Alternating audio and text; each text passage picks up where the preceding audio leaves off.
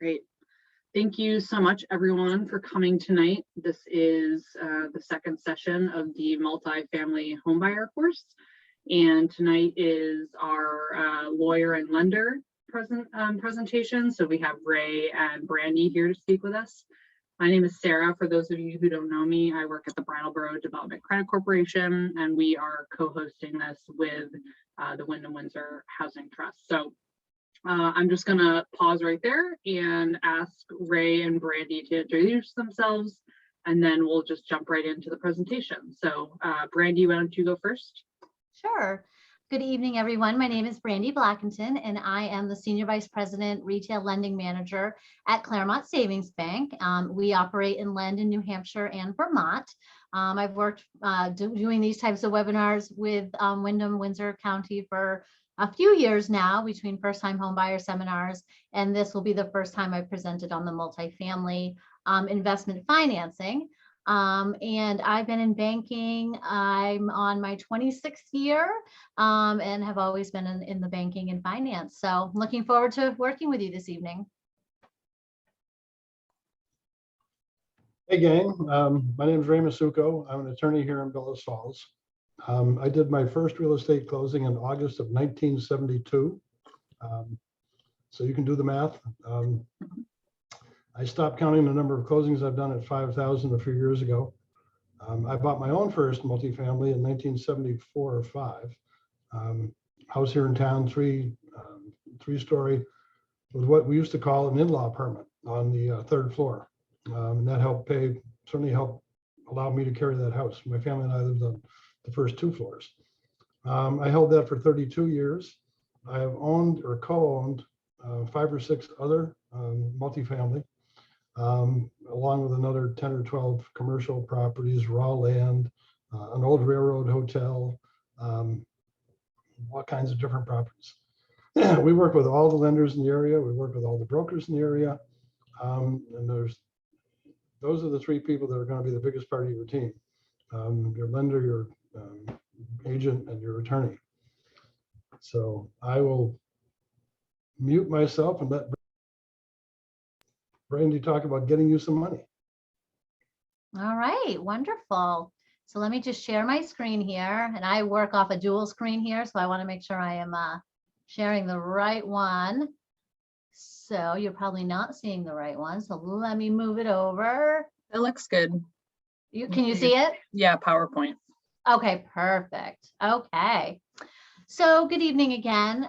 Very excited to be able to talk to you guys. You know, we used to, I would say 2 years ago, we used to do any investment property, any multifamily that was going to have an investment feature of it would always have to go to our commercial lending department. And a couple of years ago, we decided that we would move that over to our residential lending program because oftentimes, you know, somebody just wanted to have 1 or 2 of them. It wasn't like they were in the investment business. They weren't, you know, landlord by trade or property manager by trade. And we thought, okay, we can take and allow our commercial loan department and really to focus on commercial loans, and we can really focus on real estate. So we developed a program, which I will say that not a lot of banks do. Most of them will require you to go to the commercial side of banking to do any sort of investment property, unless you're going to own or occupy it. If you're going to own or occupy it, it's considered a residential conventional program. But we will allow our customers to own up to 3 of these and be able to still take advantage of the great rates on the residential side. For those of you that have worked on the commercial side, their rate and their structure for the loan is very different than the residential side. So we're able to give you the great low rates that are out in the market and on the residential side.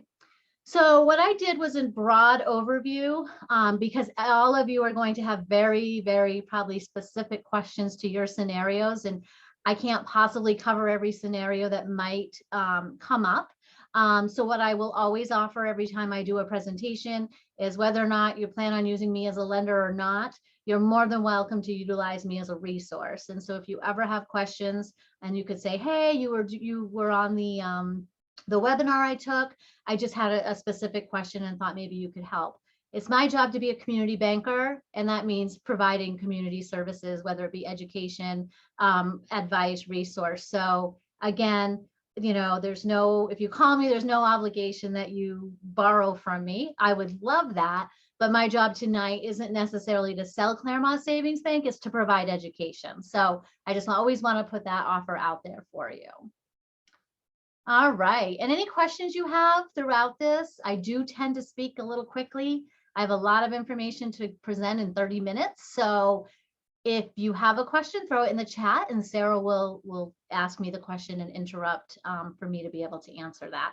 There is a Q&A section that I built in at the end as well.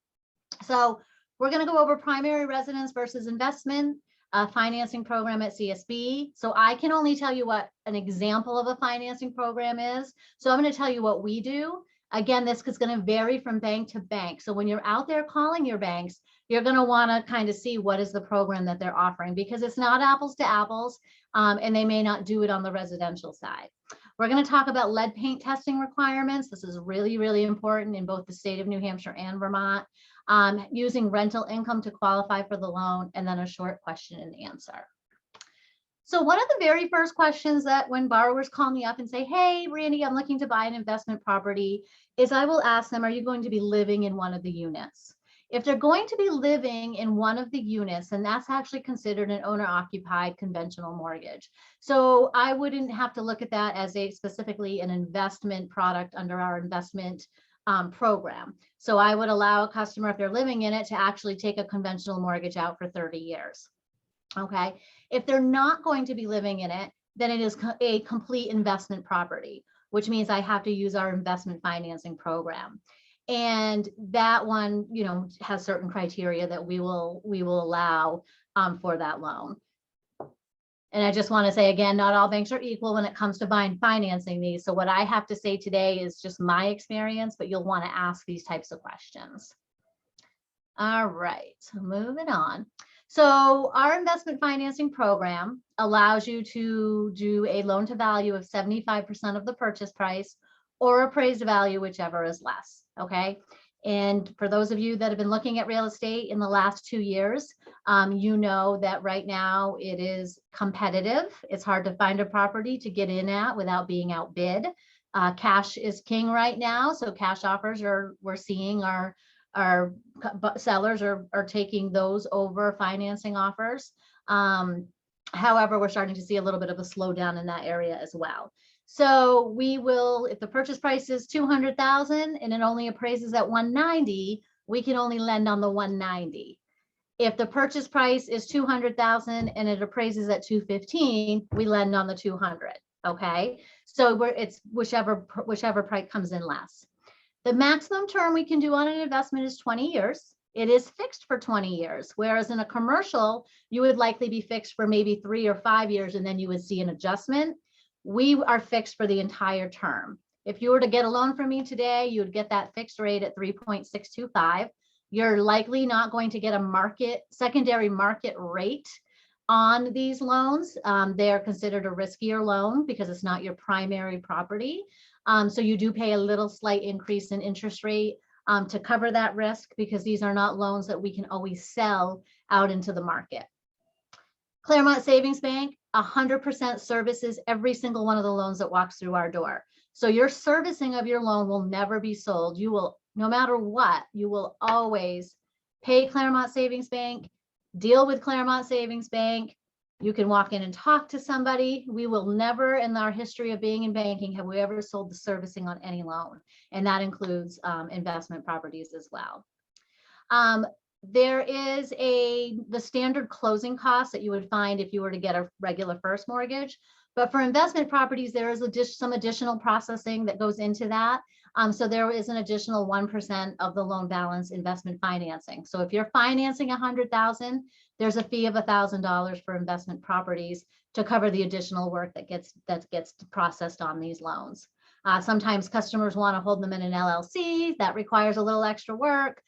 We have to make sure we get an LLC review. We have to make sure everything is done. And we do that in conjunction with the attorney that's working on the loan. We do require lead paint tests required for all homes built prior to 1978 without exception. So this is where you might find their variance between banks. Some banks have chosen to not require that. Claremont Savings Bank, you know, we are a small community bank, and we ethically feel it's the best thing to do when we're dealing with children and making sure that we have healthy children in our communities. And the state of New Hampshire and the state of Vermont are taking a real hard road on this as well. And we just, you know we're going to lose loans to it. We know there are going to be customers who say, I absolutely don't want a lead paint test. We really want to look through that and make a good decision on that. We had a customer who has had multiple properties with us, and until we started requiring it, he's like, I'm just going to go somewhere else and do my financing. About 6 months later, he called us and was like, I should have listened to you. And we're like, why? What happened? And he's like, well, one of the properties I already had, he goes, one of the child in Claremont, New Hampshire, one of the kids just tested positive for lead paint. And now I have to go through some serious work with the state of New Hampshire, which is very costly. It would have cost me a whole lot less to do everything up front than it would now, because now I'm dealing with the state and I'm under their regulations. We had another property in Vermont that had lead paint in the units, and this one was a 12-unit property. And this one, the state came in and said, you can't rent this anymore. And the borrower said, well, I'm not getting any income, I can't make the payment. And so he gave us the loan back. He gave us the house back. So we basically took possession of the house. So the bank was in a position now to have a house that was full of 12 units full of lead paint. What were we going to do with it? Somehow, some way, somebody was watching over us that day, because we happened to have someone who just finished getting certified in lead paint in the abatement process. It was an investor, and she was looking for a project. So she luckily scooped in, purchased this home from the bank, and did the lead paint project, and she abated all 12 units. But that's the risk that we take. Like, that was a perfect scenario. That does not happen in every situation. Without this person, we may still have that property that we weren't able to do anything with. So that's why we're really taking a hard stand on it for the health of our children. And we know there will be people that we won't get to do their financing here, and we're okay with that, because our goal is to make sure that we're abating a lot of properties. So we've had, through this process, we have seen about 18 properties, because we have this requirement, that are now lead paint free. And so we feel very proud of that. And without this program, that may or may not have happened. And we're going to talk some specifics about lead paint in a minute. I already told you this, you can only own 3 investment properties under this program. If you own more, you will need to finance under the commercial program, because once you own more than 3 of them, you're kind of in the business. So that's why we would move you over to the commercial lending. Randy, there are a few questions. Sure. What happens if you live in the multifamily home first, and then at some point move elsewhere, relocated for work or family changes? What happens? So if you live in a primary home and then you move and you go where, so the bank isn't really monitoring that, as far as it becoming now an investment property. Where it will come up is when you go to refinance that. Then now it's called your investment property. So the bank's we don't go out and do spot checks and see if somebody's still living in a home at all anymore. It becomes an issue when you go to refinance it, and now it's your investment property. Great, thank you. And then another question, for new multifamily construction, how does appraisal work? Can the future rent from the unit be used to qualify for the loan? Yeah, so we're going to go over that. But as far as the appraisal for if you're constructing multifamily, the appraisal is basically, you have to have all your estimates in. So you have to have all of your requirements, and okay, you have to have all of your estimates. Thank you. Or you have to lock up and they're gone before you. Okay, sorry. I had somebody from the bank coming and asking me a question. So if you have to have all your estimates. So the appraiser can't go out and do an appraisal without all the estimates to construct that multifamily. So you have to have your contractor in place. You have to have all your estimates in place so that we can provide that to the appraiser to go out. But we would handle that just like a construction loan. We don't do a ton of construction investment properties, but we can. We just haven't had a ton of requests because the cost to construct right now is just astronomical. Right. And one last question before you move on. New construction or gut renovation is common in the area. How does the loan work? Sale value, Yes, renovation? yeah. So those are considered, if you're gutting it out, that's considered kind of rehabilitation. So it's really it depends on the scope of the project. So if it's a lot of money, like over $150,000, we're likely going to treat that like a construction loan. So same thing, you're going to go out, you're going to get all the estimates so that the appraiser can appraise the property subject to the rehab. That way you're getting the value of what it's going to be. So then we will monitor, we will hold those funds for construction. So if your cost to rehab the loan is $125,000, we're going to do the loan. We're going to hold those funds and we're going to be in control in dispersing them. And what happens is we'll do regular inspections of the property and make sure that you're conforming to what the appraiser expected to happen, because remember, they did that appraisal based on a subject to value. So it has to be closely monitored. We don't just give you the $125,000 and just say, yeah, we assume they're going to build the home and rehab the home as expected. So the appraiser will go out 4 or 5 times during the project and actually report back to us your percentage of completion and that you did the project according to how he or she appraised the property. Great. And then one last question, then let's move on. Do you only work with conventional loans and not non-conventional, such as FHA, USDA? Yeah, so we don't do FHA or VA, and for those loans here, we don't have a ton of requests for them. Claremont Savings Bank is typically a 95% of non-conventional lending anyway. So we portfolio most of our loans. It's rare for us to actually, we don't sell to Fannie, Freddie, we don't sell to any of those government entities except for USDA, and we don't even sell to them. We use their program, but we hold it 100% portfolio. So the only entity that we actually sell to is the Federal Home Loan Bank. And we would never sell, we don't have the option to sell them investment or multifamily properties. Great, thank you. You're welcome. All right, so moving into the lead paint. Again, we touched on this briefly already, but lead paint is a serious issue with children in New Hampshire and Vermont. It can create our children to suffer from irreversible damage to their mental and physical development. So I told you why we require it. I think what we're seeing is more banks are getting on to the bandwagon with us. We're finding more and more banks are taking that a little bit more serious when it comes to the financing. What I provided here for you, and I'm hoping that, Sarah, you can send these slides to the group, are some resources for you. I am not a lead paint expert, so I can't sit here and tell you I am. I know as much as I've been provided for education over the last year, but I do have noticed that on my list that I have New Hampshire and Vermont people on this call. So I wanted to provide you resources in New Hampshire and Vermont.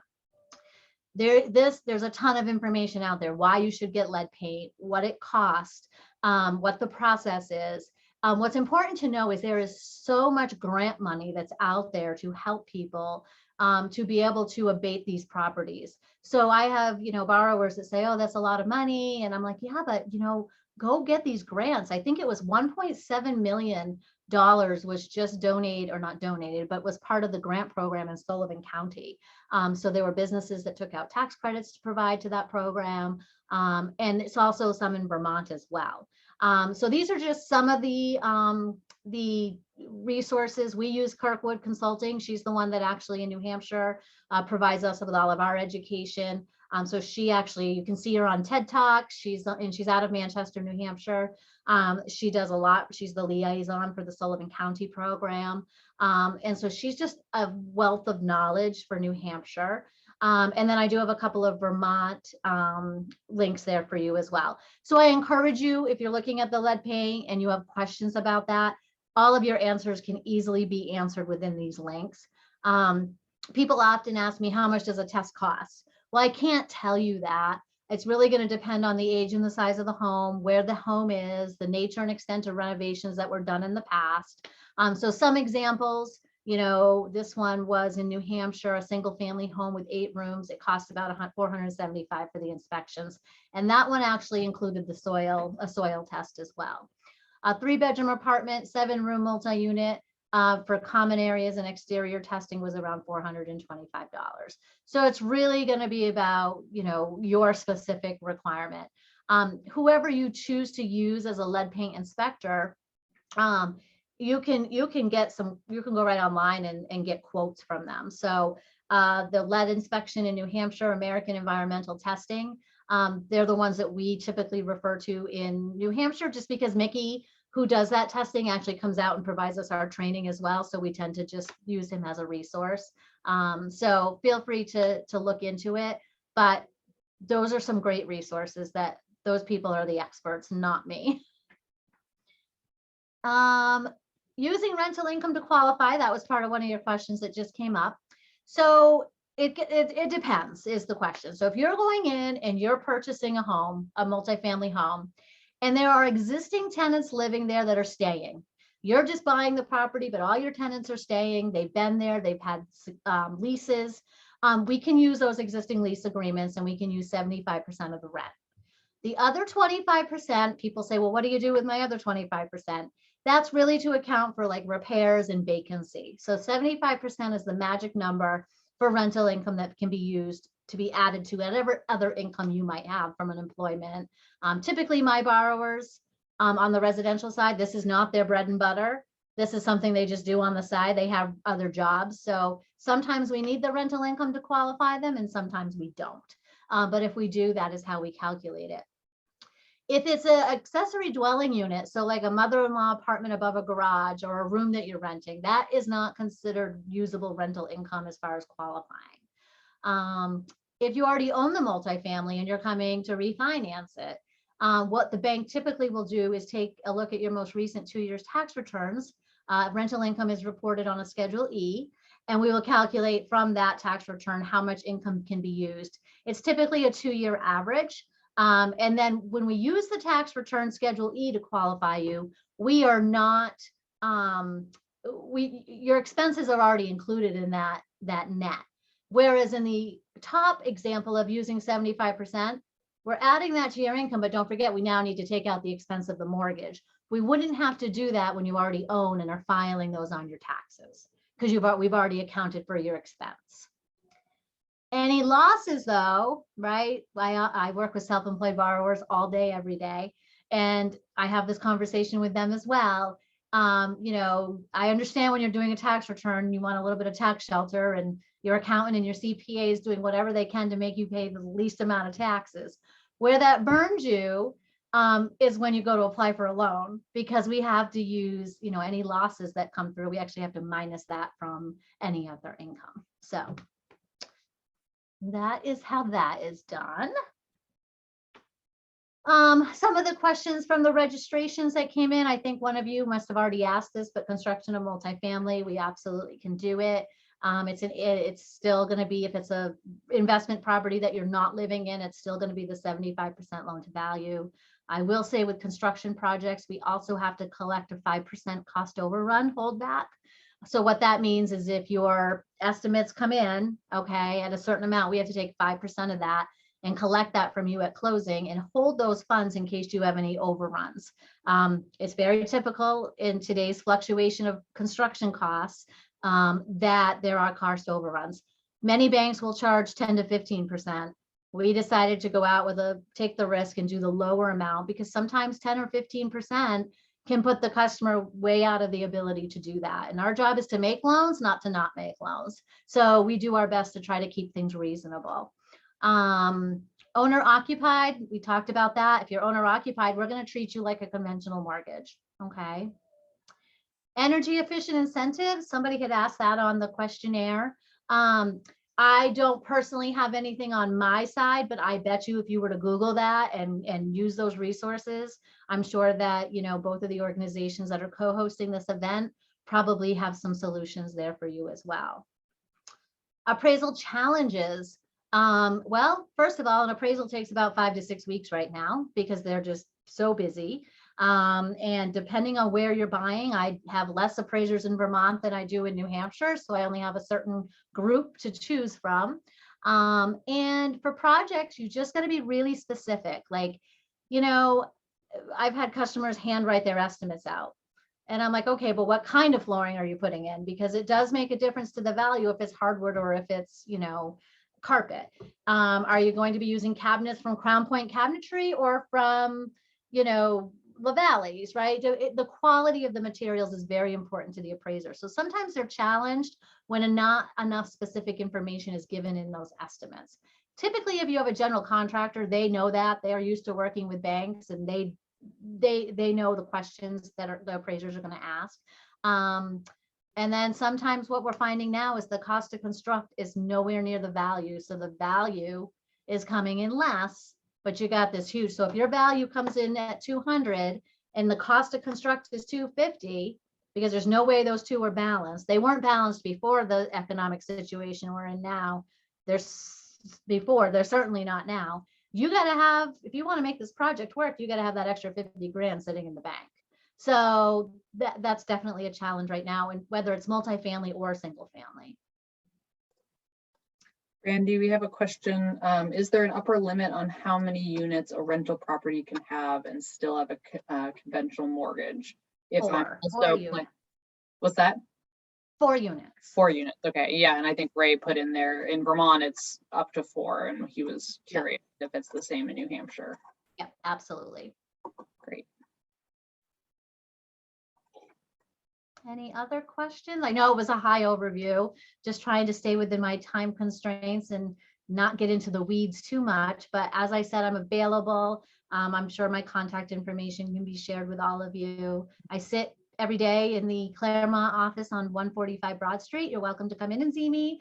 You're welcome to just give me a call, email. I email all day, every day. So feel free to reach out if you really have specific questions that you really want me to nail down.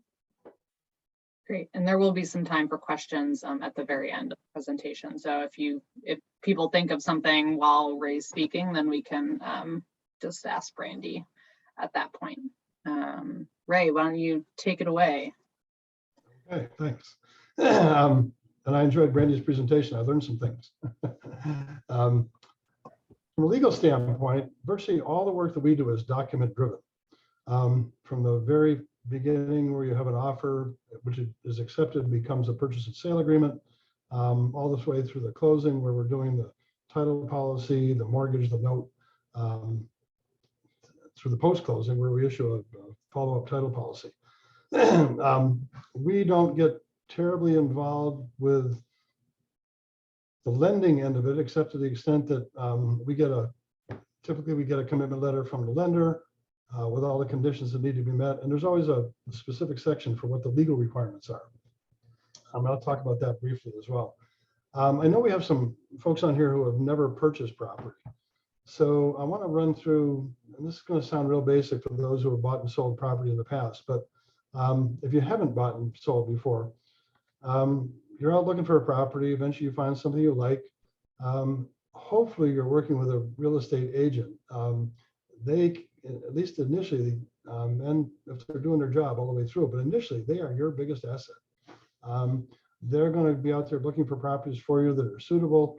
They're going to do some pre-qualification investigation of you. If you go out and say you want to buy a 12-unit multifamily, your cap is $1 million, they're going to want to see some resources that show that you're actually a viable buyer. So you start out, you make an offer, let's say it gets accepted. Once it's accepted, you have a binding contract, purchase and sale agreement, purchase and sale contract.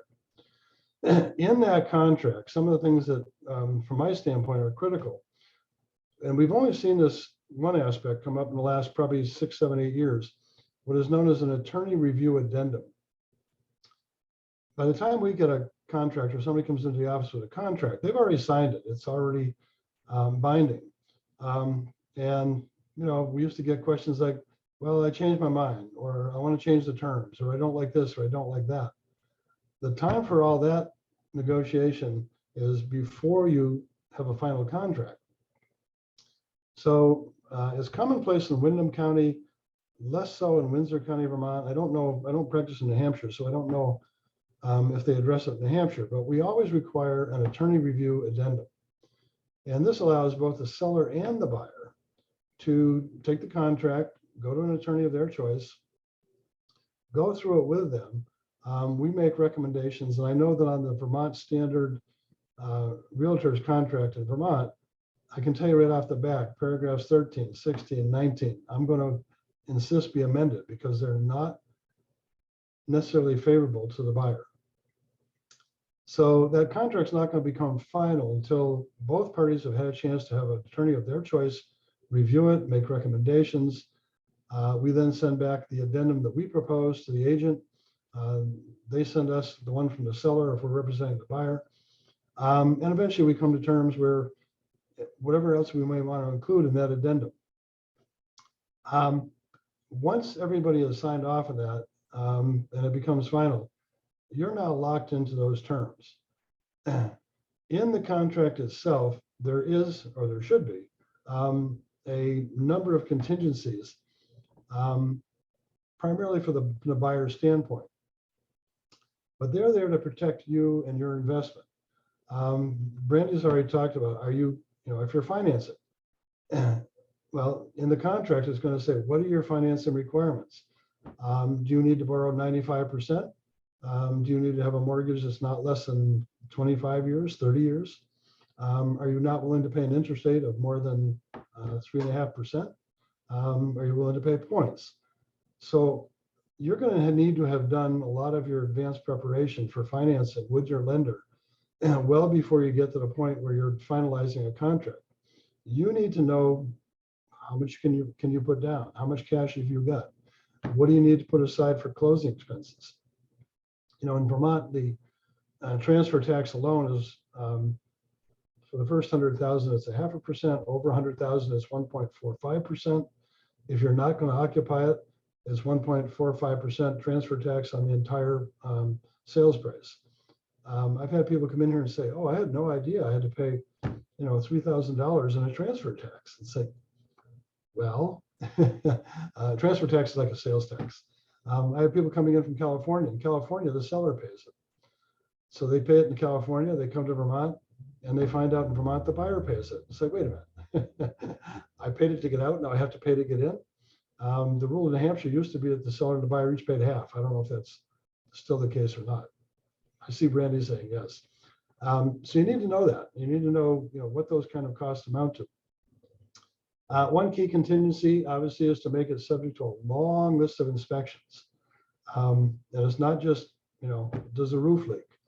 You're going to have structural inspections for all the components, foundations, roof, pest infestations, water potability, septic, electrical service, radon, lead paint. And as Brandy said, lead paint, and I live in Bellows Falls, which has the highest incidence of lead paint poisoning in the state of Vermont. And I've owned properties where I had to do lead paint abatement. I'm EMP certified. I don't have any residential properties anymore, but I had enough so I actually went out and got trained so I could do my own. I don't do the remediation, but at least I knew what to look for, and I could find out what I needed. Lead paint, there's probably a few others I'm missing in there, but there will be a whole laundry list. Typically, it's on a separate addendum. Don't skip those inspections.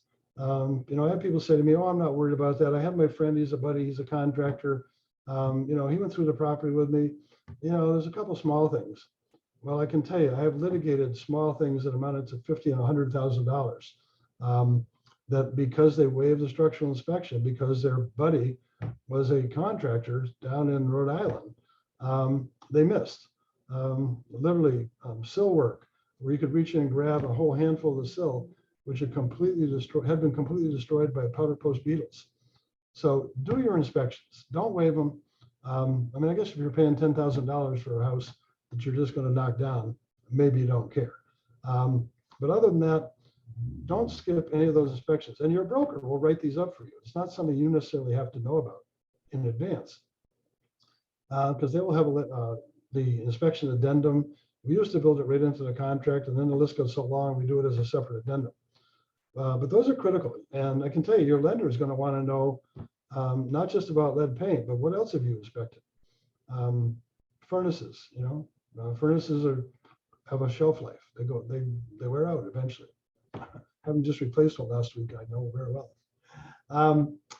For multifamily homes, at least in Vermont, a fire marshal inspection is an absolute must. If there are health or safety issues, you don't want just the local zoning guy to say, well, no, they've got all their permits.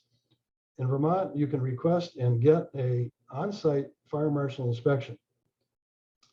They're backed up. make sure you get a request in early. They can take a while to get to it. They're very extensive.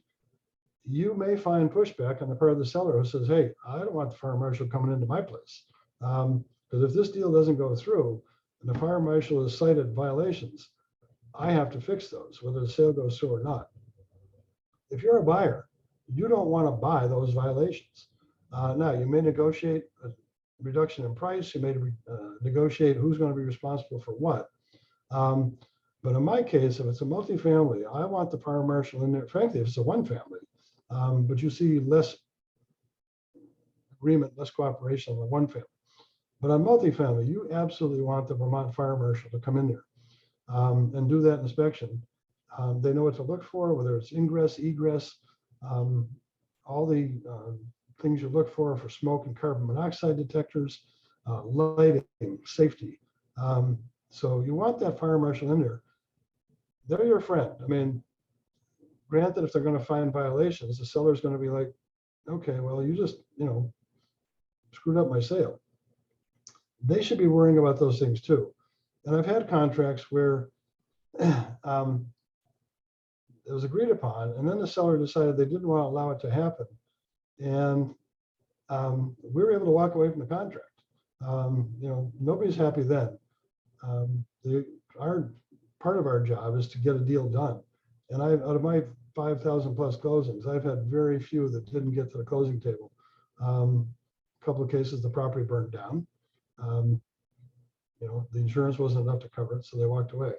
So that fire marshal inspection, from my standpoint, is something you really want to make sure is in there. You want to have the seller disclose any known permit or health code violations.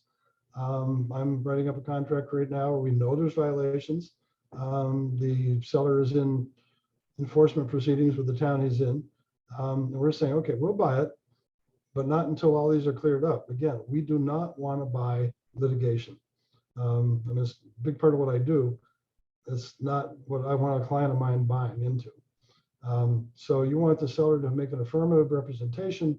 There are no known, disclosed, or active code or health violations. And that can be part of the addendum. And the agent will know what to write up. If they've got questions, they can always call the seller or the buyer's attorney, say, hey, help me out with some language. I write up lots of addendum for brokers that I do work with a lot. And I may never get the closing. I may not even be involved in the closing, but I'm happy to help out with some language that's going to save somebody some problems down the road. I watched the presentation yesterday, Kate Berry. We've been working with Kate Berry since she's been on her own. She's very good. She's aggressive. She knows what to look for. She's wonderful to work with. She's responsive. You want your agent to be the same thing. You want them to be looking out for your interests. In Vermont, it's legal for a brokerage firm or a real estate firm to represent both parties. There's some precautions built in. When the legislature first approved it, I was not happy. I didn't like the idea of agent A on one side of the hall and agent B on the other side, representing the seller and the buyer and agreeing that they were going to keep things confidential. My fears have been pretty much alleviated. I have not seen any real conflicts that we couldn't resolve. And the agents have to, they have to be fair to both sides. They can't play tricks. They can't hide the ball. But you want an agent who's working with you, looking out for your interests that you can ask questions of. And if they want to come to us, obviously we can do that as well. Appraisal. Brandy talked about appraisals. We don't get involved in that very much, other than to the point where you've got a contract for 250, the appraisal comes in at 225. Somebody's going to have to go back to the seller and say, hey, look, we need a price adjustment. We can't get financing on this, or we can only get financing based on the appraisal. So often we do get involved in the negotiation or renegotiation of terms. Sometimes it's a reduction in price. Sometimes it's a contribution from the seller. There's a lot of different ways to address it, but the appraisal is critical. And if you're borrowing money, your lender is going to require it anyway. Even if you're paying cash, unless you're a very, very sophisticated investor, I think it's worth the time and the money to spend on an appraisal.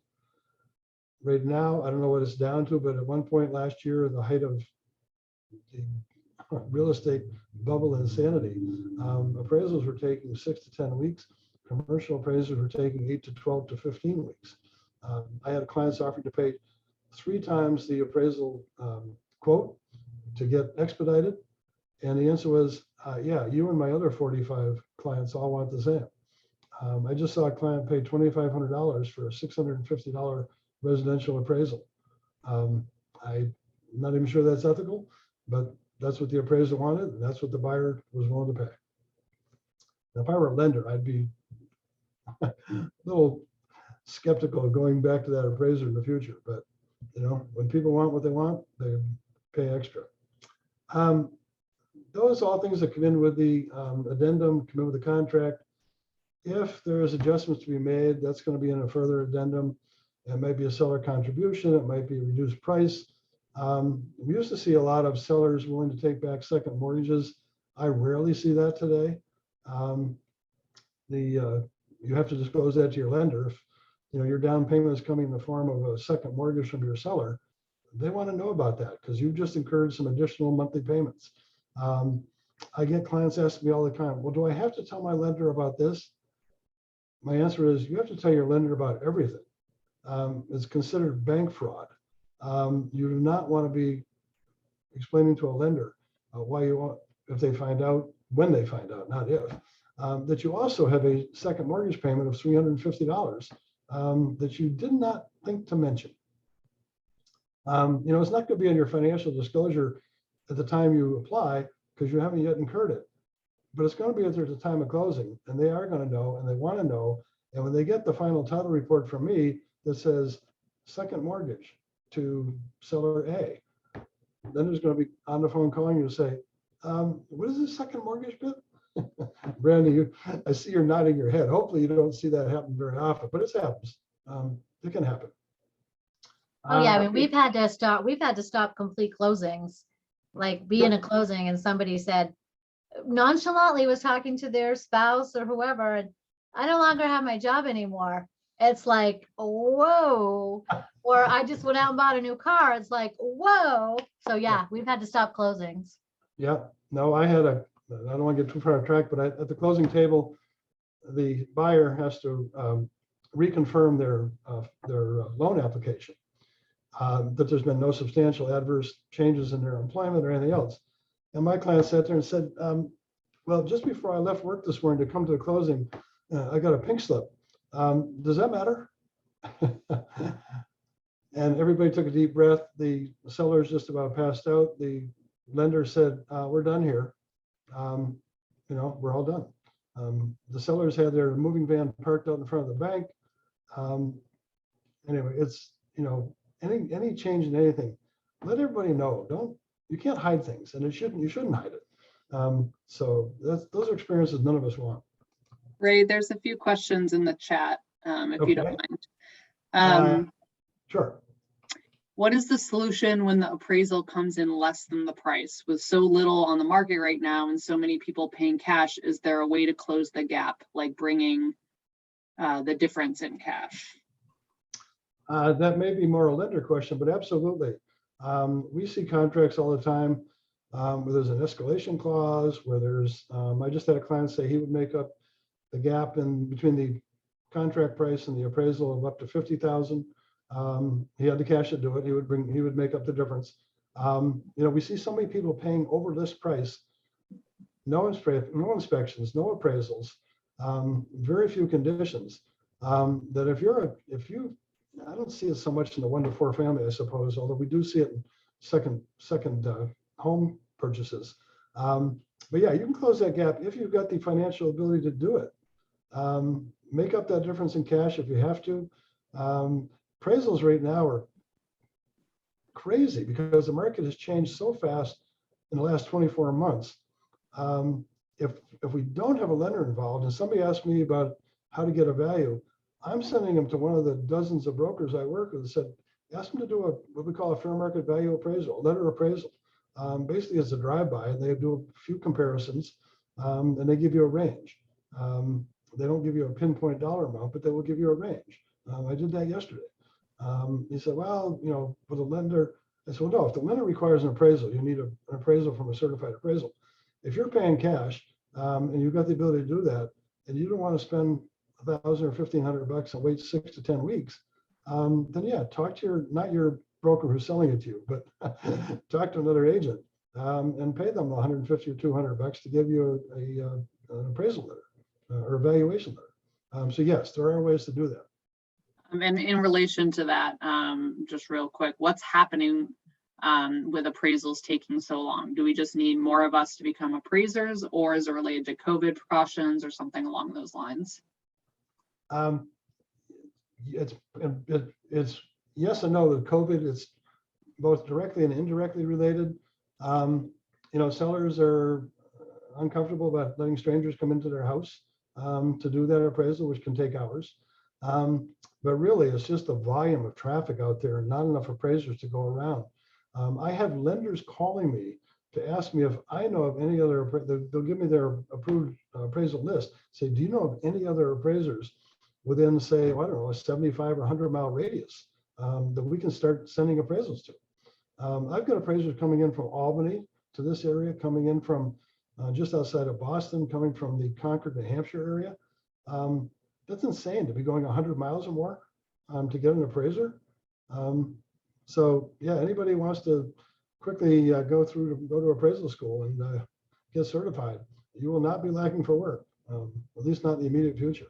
Yeah, just keep in mind, it's not you have to actually work underneath another appraiser in an apprenticeship, I Yeah. believe, for like 3 years before you can become your own appraiser. So it's Yeah, not that's- like, it's almost like going to like become a plumber or an electrician, right? You have to apprentice for so many hours and years underneath another appraiser. So, that appraiser, whoever the master appraiser is probably paying you an hourly rate.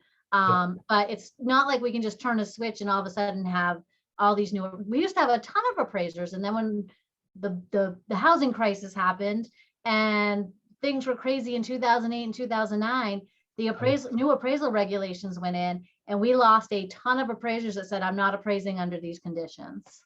Nope. So Yeah, it's a we've seen the problem. same- Yeah, no, we've seen the same thing. It's an aging demographic too, which is a concern. Yeah. Yeah, it's not if you've been an appraiser, maybe dust off your certificate and get back into it. But other than that, yeah, that's a long haul. So now you own it. Now what do you do? And difference between owner occupied and just straight commercial. But part of your purchase and sale contract terms are: do you want it tenant free? Do you want it to come with tenants? Obviously, if you're relying on the rental income, maybe you want to keep the tenants if they're good tenants. How do you know if they're good tenants? Ask the seller. Is there leases? You absolutely have to get the leases. Security deposits. The security deposits transfer to the new owner. So you need to know what the security deposits are, how much. Are there any offsets for late rent, damage, anything else that might have come out of the security deposit? Vermont actually does not have a cap on how much you can ask for a security deposit, with the exceptions of Burlington and Barre, Vermont. A common thing we see is first month's, last month's, and 1 month security deposit. Those are misnomers. The last month's rent can't actually be used for last month's rent unless the owner agrees. But we frequently see requests for the equivalent of 3 months. But that's negotiable. You decide how much risk you're willing to take. But again, if it's coming in with tenants, you want to know every single thing about those tenants, all their contact information, email, cell phone, every bit of information about your existing tenants that you can find out. You certainly don't want to inherit bad tenants. From the seller standpoint, just to touch on that, if the buyer says, no, I want it to be tenant free, when do you start to tell people they have to leave? You've got to give a minimum 30 days notice if you're selling in Vermont. If you're not selling and you just want the tenants out, that's a whole different story. I'll touch on that in a minute. But if you're a seller, how soon do you want to kick people out and risk that the sale not go through? And now you don't have a buyer and you don't have tenants. So those are details that a buyer really has to walk a fine line with the agents and with the seller negotiating. When do those, what triggers that? When do those things happen? But again, if you're going to keep the tenants, then you want to know every single thing about them that you can possibly know. Getting new tenants. Knock on wood, I had good luck with the dozens and dozens of tenants I had over the years. I have the advantage of being able to do the work if tenants went bad and I needed to invite them to leave. I've also defended landlords who didn't invite them. They use self-help, which is never, never, never, never a good idea. So you want to do it the right way.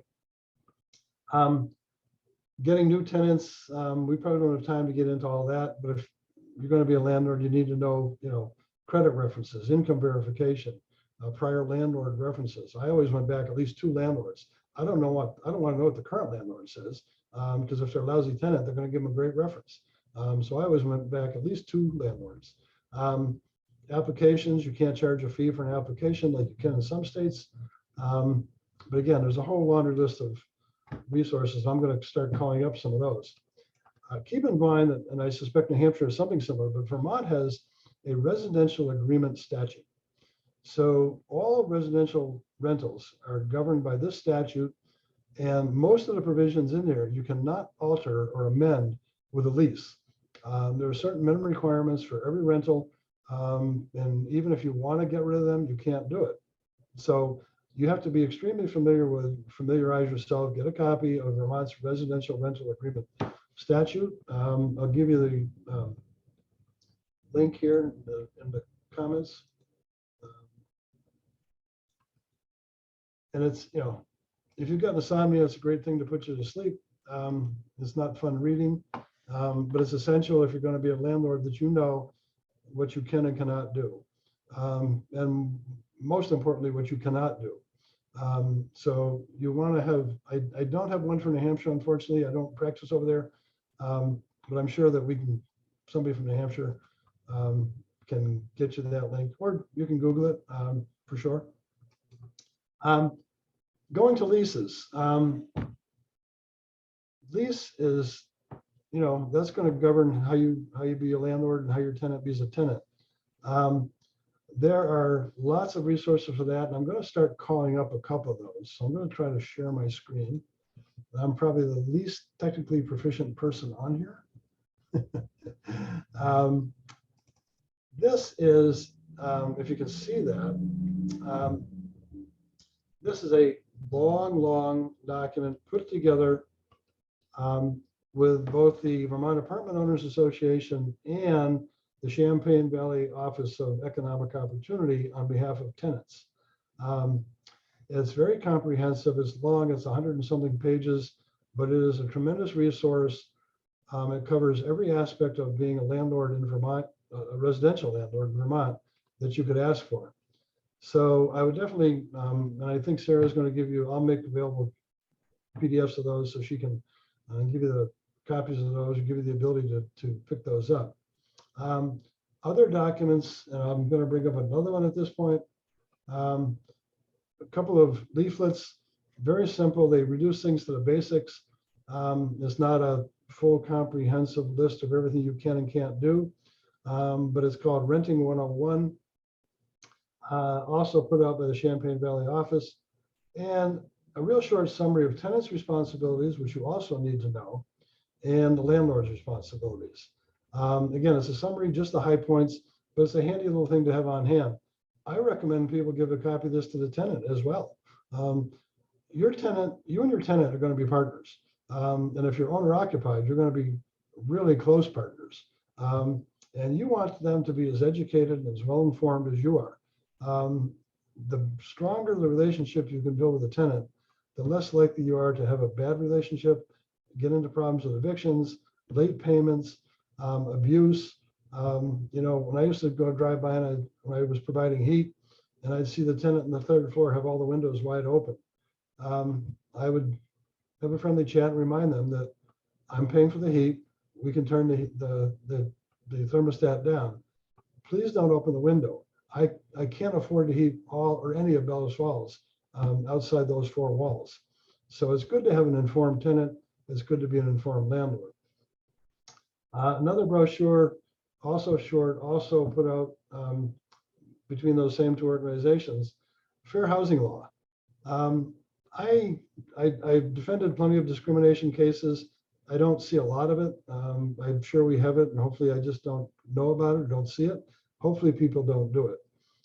There are certain things you can and cannot do. There are limitations if you're 3 units or less. You have a little more flexibility if you're owner occupied. But again, most of these things are reasonable things, and most of them amount to don't be a jerk. There's a stronger term for that, but I'll use that in this one. But again, these are little brochures that are very handy, bullet points, the highlights, the kind of things you might run into. So make some copies of those, have them handy. Every once in a while, pull them out, do a refresher. Part of my job is educating my clients. I would much rather keep you out of trouble than get you out of trouble. I still have too many clients who tell me they would rather to pay me to beg for forgiveness than to ask for permission. That is a terrible, terrible approach. It keeps me occupied and keeps my cash flow flowing.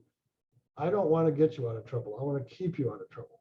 So the better informed, the better educated you are, the happier everybody's going to be, and you're going to save yourself a lot of money. It's going to come out of my pocket. I'm fine with that. Another document, another one.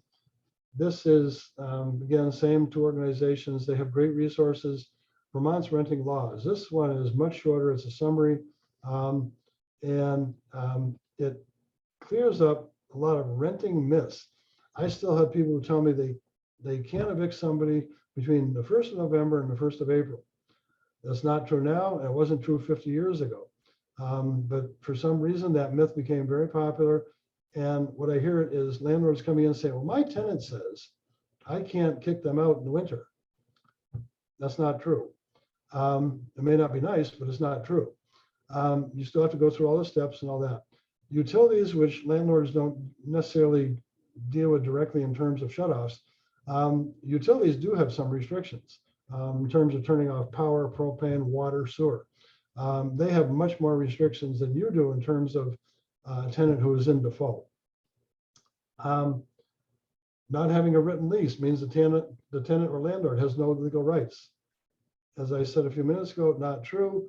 The residential rental agreement statute creates rights for both the landlord and the tenant, because the tenant have lots of obligations as well. So just because you don't have a written lease doesn't mean there aren't terms that you have to comply with. Having a rental agreement, having a lease, by all means. And it can be, I've done 1-page ones, which were more terms of occupancy, and I've done 15-page leases. You can make them as specific or as loose as you want, but have something in writing so that everybody knows the ground rules. Rented as is, no such thing. Don't even go there. You have to comply with all kinds of conditions. The statute, fair housing, health codes, fire codes, safety codes. As is are 2 words you never, ever, ever should mention in connection with renting. 5-day grace period on rent. Not in my world. You can do that in a lease if you want to give them that. You're not obligated to do it. I'm not going to go through all of these because I'm going to make sure that Sarah has these available to share. But there are good things to know to recognize the high points, because you will hear all kinds of myths about renting, both as a landlord and as a tenant. 99% of those are not true. About rental agreements. This one is prepared by legal aid. And it is, I won't say it is slanted towards tenants, but legal aid does not represent landlords. They represent, if at all, tenants. So this advice is targeted to tenants on what their rights are. It's really handy. I give this to my landlord class to know what their tenants are going to know and what their tenants are going to be told. So again, this one's real brief. It's 5 or 6 pages, but it's good for you to know what your tenants know. And when they tell you something that's you don't think is true, you can look to this agreement and say, no, and I know it's not true because that's what you've been advised. I have a lease agreement, and you're happy to plagiarize this. I probably did at some point. This covers everything. This is very global. It's not necessarily the one I use on every tenant situation, but it has terms and conditions in there that I think will probably cover every situation that you could hope for. You may not want all those. Your tenant may not want all those, but it's a good place to start. You can doctor it up, amend it, edit it, chop it up, do whatever you like with it. You're welcome to use it. You know, a couple of high points from my standpoint. We get into disputes over security deposits. Security deposits when a tenant leaves, unless you have legal justification to withhold any money, not all of it, any money at all, you have to notify the tenant within 14 days. You have to put it in writing, and you have to itemize specifically how much you're holding, why, what for, and justify it. If you fail to return it within those 14 days, and it's determined that that was a willful withholding, you can be penalized for up to treble damages and have to give them back 3 times the amount you're withholding. And I've had clients who have had to do that because they didn't know or didn't think to or didn't want to notify the tenant what they were withholding, how much, why, and when. And that 14 days is black and white. You go beyond the 14 days, you have to give it all back, even if they've destroyed the place. So pay very close attention to security deposits, what you can use them for, when you can use them, how you can use them, what you have to do if you're not going to return 100%. One of the, where I'm going with part of that is I love pre-occupancy checklists. Go through it with the tenant before they move in. Sometimes it's, you know, if you've got the old tenant moving out on Friday, a new tenant moving on a Saturday, you may not have a big window, but walk through the apartment with your tenant, with the checklist, and you can create your own checklists in hand and go through, say, oh, I can see I need to replace that lamp or that light or that doorknob, or, oh, there's a big hole in that wall. I'll have to take care of that. Landlord signs off, the tenant signs off, what you agree to do, what you don't agree to do, what the tenant's going to be responsible for, because you're going to use that same checklist when they vacate, and you're going to go back, and tenant will say, oh no, this place was a wreck. It was, you know, that was there when I moved in. And you go through the checklist, it's like, you signed off saying there was no issues that you were concerned with, and everything was in perfect shape. And now I'm looking at that paint spill on the floor. I'm looking at that carpet that's been destroyed by your cat. So the checklist going in, the checklist going out will save you a lot of headaches if it comes to fighting over the security deposit. So that's mentioned in here, but you can come up with your own checklist. There's resources available to find those checklists. I'm just going to switch back to my own outline. When tenants go bad, my least part of being a landlord or representing landlords, sooner or later, you will have a tenant that you want to evict for a lot of different reasons. You still have to comply with the terms of the lease. You still have to comply with the terms of the residential rental agreement. And you have to comply with Vermont's termination of tenancy statutes. Those are really, there's some very basics, whether they're in default or not in default. If you don't have a written agreement, how much notice you have to give. If you have a written agreement, you have to comply with those terms. At least in Vermont, and I suspect in New Hampshire, although I think it's a little more landlord friendly in New Hampshire. The notice requirements and the reasons you can give for termination of tenancy are very, very technical, and you want to make sure that you comply with all of those. I can't tell you how often people have come to me and saying, hey, I brought an eviction. I did it myself. I filled out the forms. I filed it with the court. We had a hearing and the judge kicked it out. And I don't know why. The judge said, no, you didn't comply with the notice requirements. You didn't comply with this, that, or the other thing. And your eviction complaint is being dismissed. So now you're back to square one. You've lost your filing fee of $300. Now you've got a tenant who's probably 3, 4, 5, 6 months in arrears, and you're starting all over, and you decide now it's a good time to get some legal advice. Unless you're an experienced landlord who has done this on your own, pro se, many, many times. Get some legal advice before you take those actions. Again, it's much cheaper to buy an hour or two of an experienced real estate attorney's time to give you some sample forms, help you with the notice requirements, maybe send out that letter if you don't want to send it out yourself. We can save you a lot of time, heartache, and in the long run, a lot of money. I can't tell you how long or how often tenants or landlords come in to me and a tenant is already 3, 4, 5 months behind on the rent. Don't wait. If they're in default, put them on notice. You can always withdraw that. You can back off. But if you don't wait, I mean, if you don't start until they're already that far in the hole, you're going to be 6, 7, 8, 9, 10 months in the hole by the time you get to court, if not longer. There's provisions in Vermont for rent escrow. One of the first things we do is get the court to order the rent paid into escrow to the court. If they default on that, you can ask that they be terminated or evicted immediately.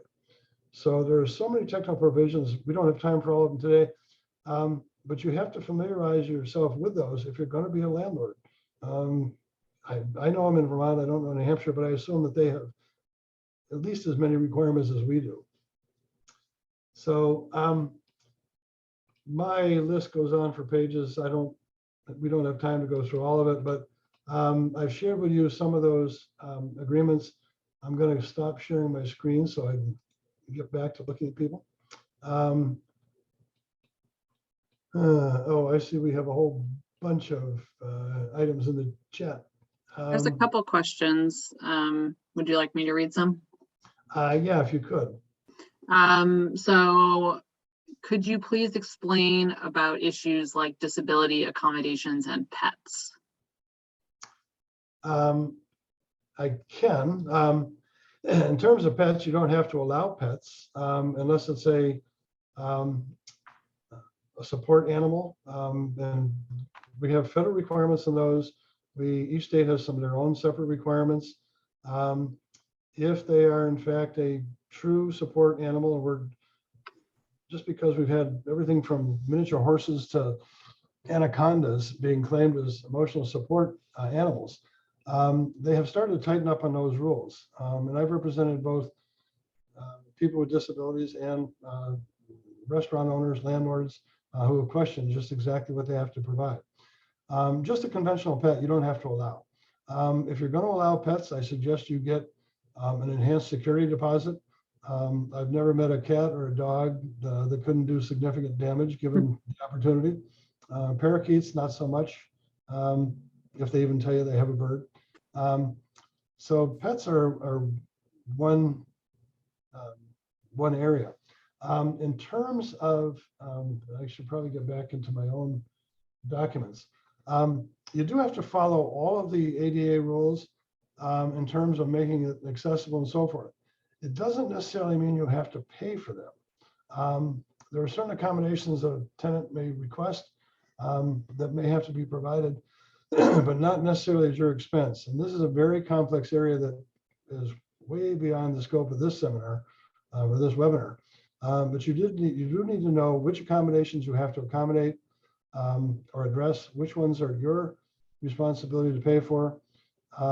You want to be very, very careful about not getting a discrimination complaint filed with you with the Vermont Human Rights Commission. They're very aggressive. They are tenant friendly when it comes to that, as they should be in many cases. I've had represented some very bad landlords who did everything in their power to harass, discriminate, to drive people out, and they have paid the price. So you never want to get put in that position. The Human Rights Division has some wonderful literature themselves in Vermont as to accommodations, and I would suggest that you take a look at that. And again, you don't have to know every single thing. The most common one you're going to find is requests for ramps. That's very common, and that's an accommodation that you'll, unless you meet the exemption requirements, you're probably going to have to take care of. Was there a question below that, Sarah? Yeah, well, there's a question for Brandy, which we'll address in a second, but did you mention something about a landlord class? I didn't. There may be some Okay. out there. You may have said landlord clients. Yes, I have lots of landlords. Yeah, great. Brandy, there's a question here. What % down payment do you typically require for non-owner occupied 2 to 4 units? 25%. Great. Ray, do you have any final points? And then we can just sort of open it up for people to ask questions. You know, as I said, don't ask me to beg for forgiveness.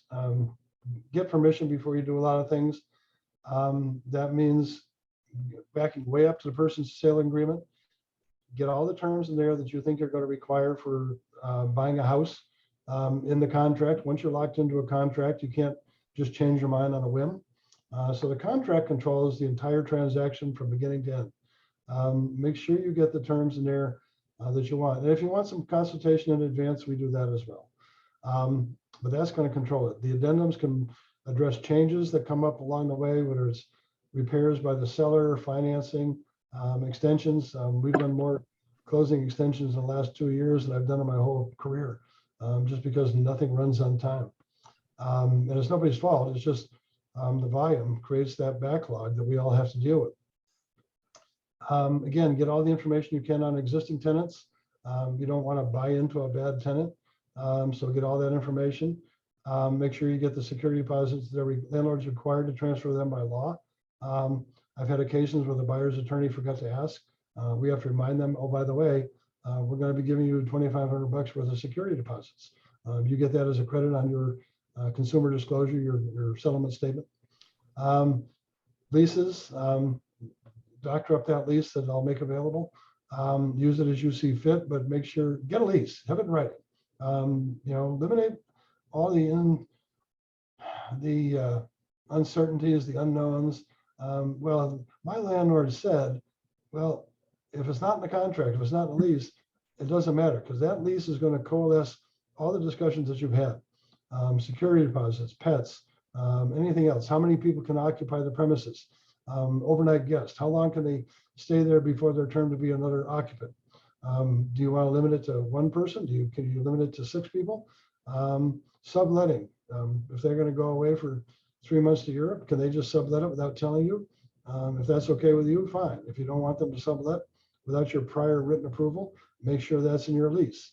I hear that all the time. Oh, well, my tenant, I just found out my tenant has gone off to, you know, who knows where, Key West for 6 months. And I have a tenant, I don't even know who they are. I didn't want that. Well, if you didn't put in a provision that said they can't, then they can.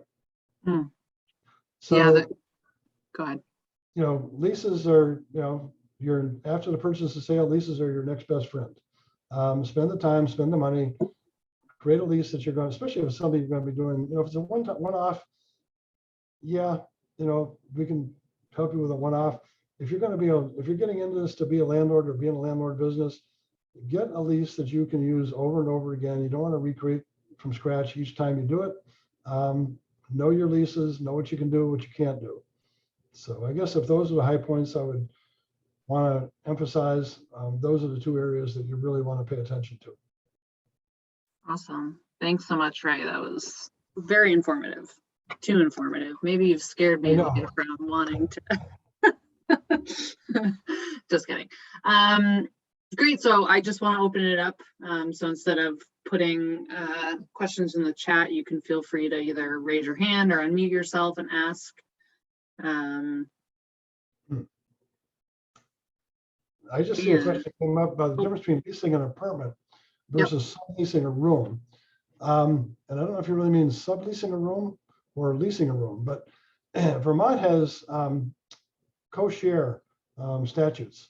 I just did one last week where you have somebody in your home and you're sharing some common spaces, whether it be the kitchen area or a living room or the front hall.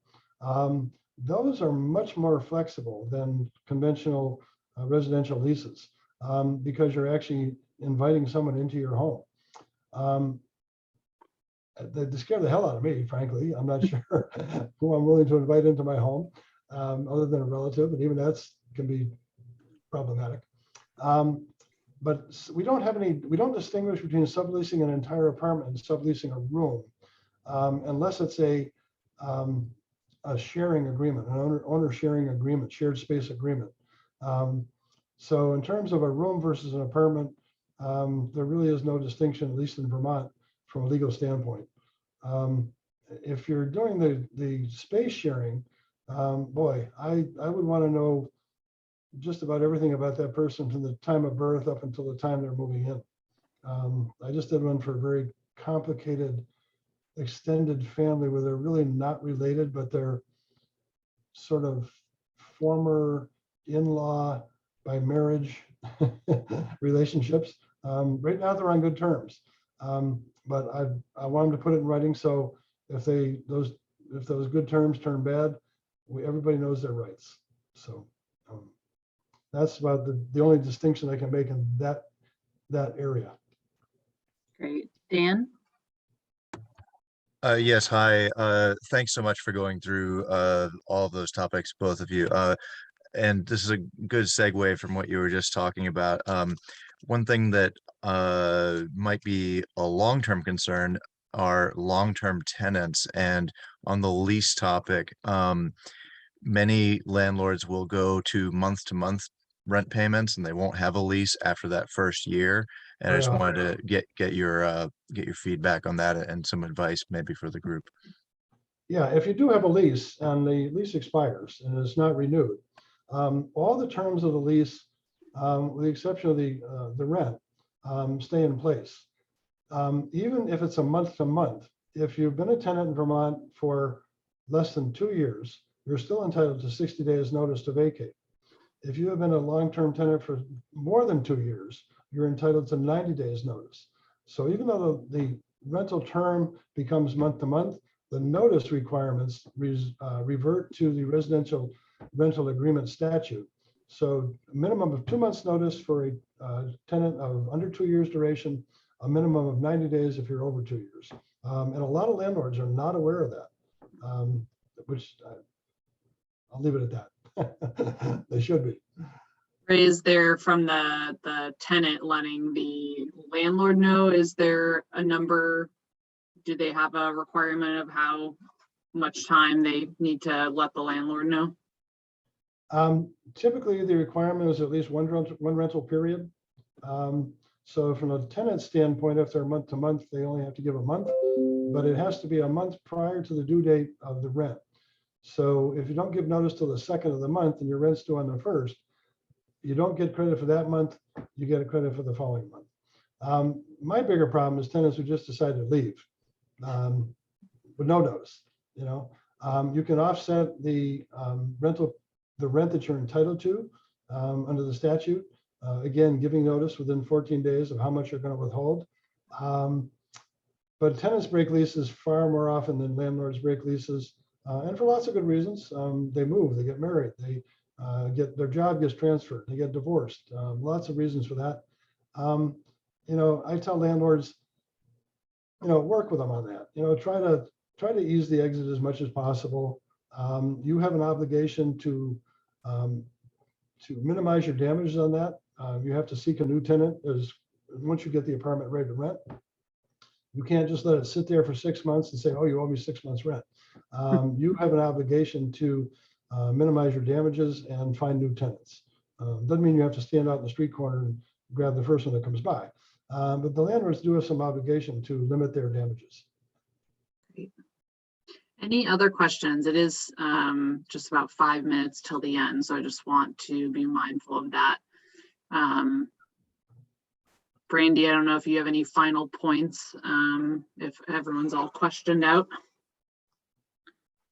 Yeah, I think that, it's really important, like Raymond said, that you let us know everything that's going on with you, because, it always pops up. We're gonna order legal work. We're gonna know if you own another property. We're going to know, when we do our own kind of research in the background between different services, we're ordering verifications and things like that. So it's better to disclose up front, so then we can create your program for financing based on solid information versus getting to the 12th hour and all of a sudden finding out that you don't qualify for that specific program and we have to put you into something else. Because now that creates, especially in a purchase situation, a delay in closing. And then Ray gets involved in that, that addendum to the purchase and sale agreement that he talked about.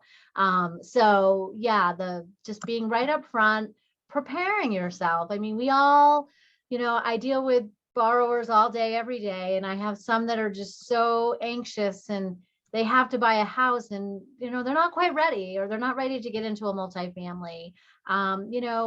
It's, as much as, at the end of the day, I want the bank to make loans. I'm never going to put a customer in a situation, and hopefully none of my colleagues will either, where they're not quite there yet. And I would rather say to a customer, these are the steps you need to take over the next year or two to get ready for this, and then have you come back to me, versus putting you into a situation that's setting you up for a financial failure. And, we spend so much of our time educating our borrowers. And, some of them walk away like upset that we said no, and then come back later saying, you saying no was the best thing that you ever could have done for me. And they still come back. And, it's like I said, we want to make loans. I get paid by making loans. I don't get paid when I don't make a loan.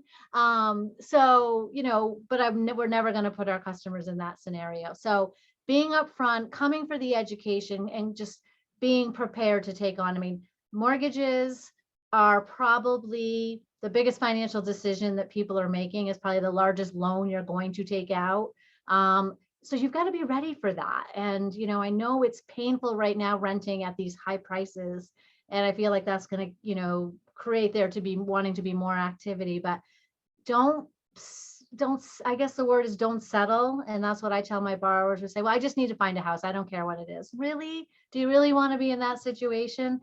Because it's going to burn you in the end. So preparedness, being upfront, and educating yourself are my top 3 tips for financing. Awesome. Yeah, Right. my parting shot would be, in terms of looking for a multifamily, in my case, it was probably, and I was in my 20s, the best investment I had made. I'm 75. My 2-family house ultimately put all 3 of my children through college, through refinancing at very favorable rates. I've been debt free for a long time, but that house, because I had the rental income coming in from just that one apartment, allowed me to leverage that as my kids were growing up. And they all went to cheap schools: RISD, Wellesley, Syracuse. Yeah. But it was hands down the single best investment I've made. And I've made an awful lot of investments, from owning a railroad hotel to undeveloped property.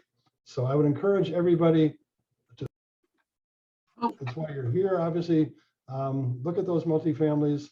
Don't get in over your head, but if you can make it work for you, it's the best debt you'll ever have. Awesome. Well, I think that's a great note to end on. And when I send out all the material, I will also include Brandy and Ray's email address. So I'm sure you'll probably have follow-up questions, and they're both very friendly people. So do not hesitate to reach out directly to them. So thank you everyone so much for coming. We really appreciate it. We have 2 more left, next Tuesday and next Thursday. And hopefully we'll see you there. Everyone have a good night. Thanks, Brandy. Thanks, Ray. Yeah, thanks everyone. Good night. Good night.